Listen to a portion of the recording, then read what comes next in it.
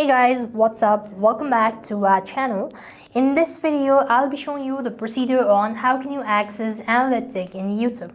To access Analytics in YouTube, you could open the YouTube application, click on the profile initials from the bottom of the page, and then tap on the gear icon from the top right and go to a YouTube Studio.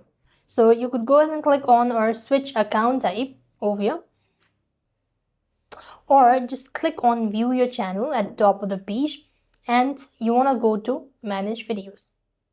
As you click on manage videos, you should be able to find it here. Otherwise, you could just install YouTube Studio on your device and then open up your YouTube Studio. This is how it's going to look. And over here, you have these analytics right in center. This is where you could find trends, overview, content, audience, all that. So go ahead and explore these, and this is the way you could access analytics in YouTube.